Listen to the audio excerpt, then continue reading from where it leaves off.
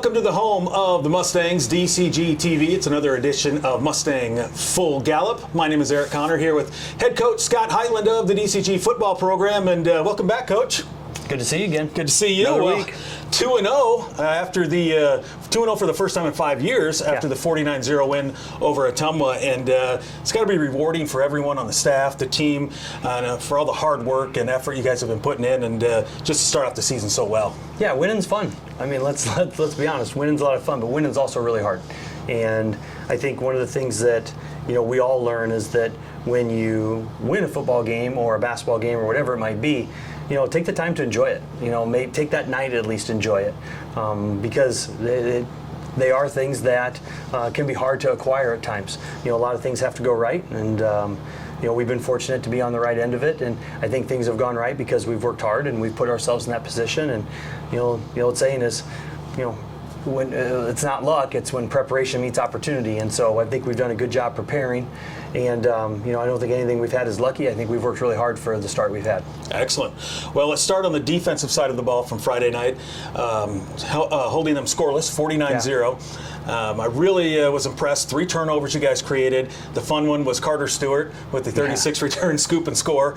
But what was your impression of the defense, and did Coach Grotoff get the boys any donuts for the scoreless game? They did. They had donuts for the dub and nice. for the shutout, the goose egg. So, really proud of those guys. I thought Dustin and his staff had a really great game plan put in place. The thing that I like that our defense is doing now is that the way they're responding to some big plays. I'd like to maybe in a couple weeks go down and break down kind of our red zone defense in these first couple games, if you want to call it that. But we gave up a big play early on a counter, but our kids settled in. We made a great 4th down stop to end that drive, and so we've tended to be able to make the stops in the red zone when we need them to, and I think it could be a developing hallmark of a good defense, is knowing when they have to make that stop, not doing anything crazy in the middle of the field that's going to give up big plays.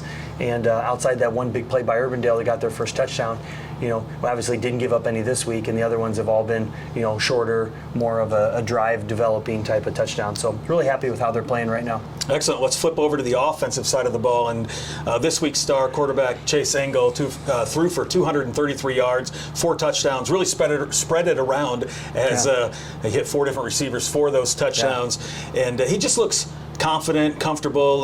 What's your takeaway with him so far this season? Well, I think every game he goes out, I think we see him get a little more comfortable when as to say, when the real bullets are flying. Mm-hmm. But I thought about midway through the second quarter, when he threw that touchdown pass before halftime, we'd had a possession where we thought we could get some points before half, and then we had to punt, and we had all our timeouts left. We said, why not? Let's try to get it back. And when he hit that ball over to Huddy in the touchdown to make it 21-7 at halftime, I thought that really just gave him a lot of confidence in the second half, because he really threw the ball well.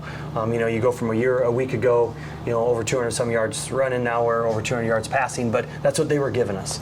And when you're able to take advantage of what the defense is giving you, it makes it pretty hard to defend. And when you spread it out like he spread it out, that really made it tough too for them. Well, you're reading off my question sheet, because that was my next question. It looked like Coach Becker, offensive coordinator, kind of adjusted during game as he was trying to establish the run, and Ottumwa was dead set on taking that away. So it said, all right, well, if you're going to take that away, let's throw it, and it really worked out well. And that's when you guys kind of opened the floodgates. Yeah, I mean, I think when you can, anytime in a game when you can strike quick and strike often. I mean, we scored 28 points in the 4th quarter. And that just kind of starts to overwhelm somebody, especially when you've got 21 on them at halftime.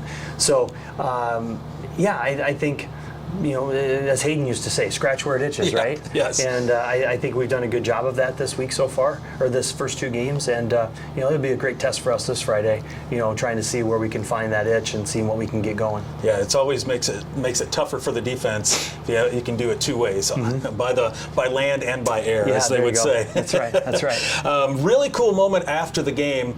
You invited the students on the field to celebrate and enjoy the win, and also in the circle. Whose idea was that, and was it as much fun as it appeared to be? It was more fun than it appeared to be. That was something I pitched to the admin this summer.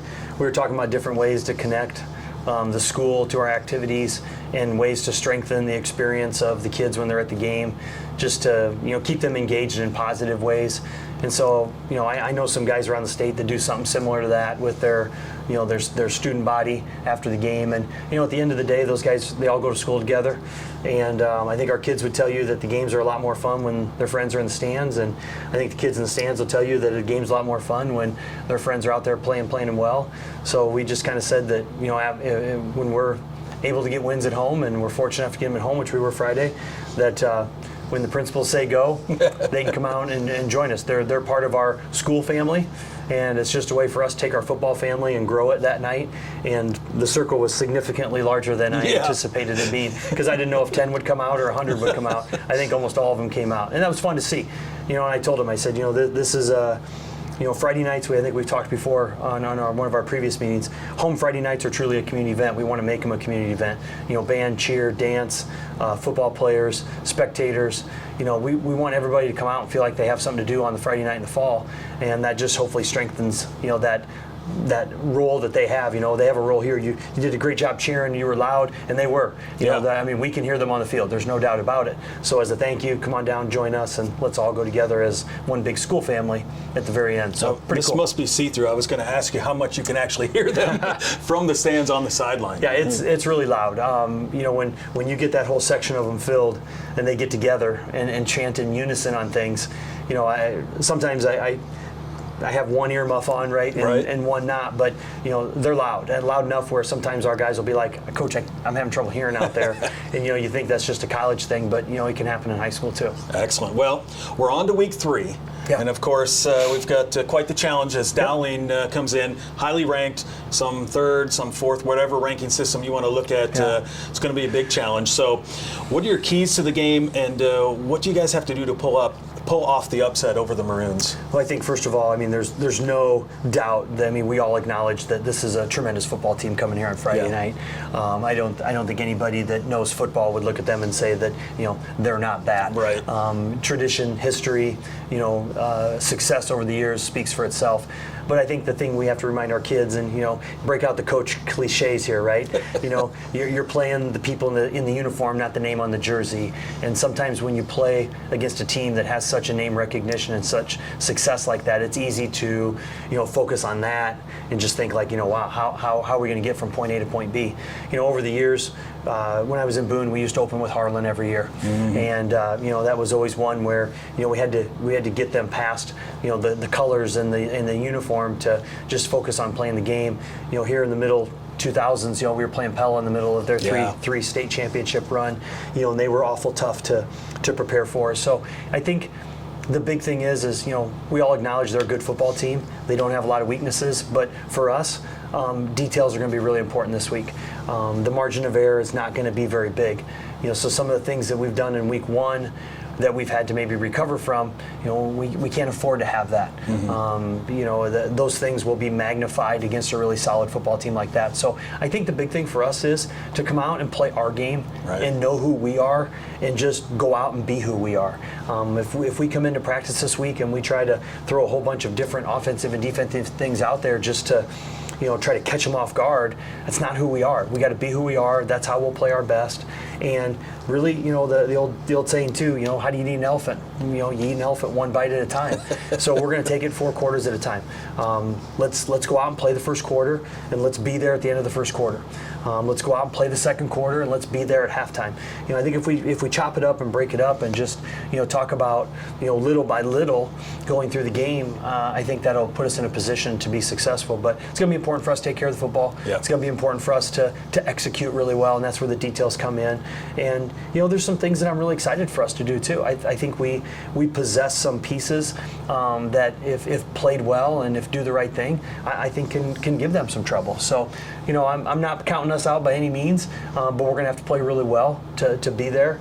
And but I think it's something that our kids are excited for the opportunity to do. That's right. Embrace the challenge. Yeah, exactly. Well, going to need everyone out there to come and you just be as loud as possible. We can as, hear you. Dowling comes to town this Friday night, and it'll be a fun one, Coach. Thanks for joining me, as always.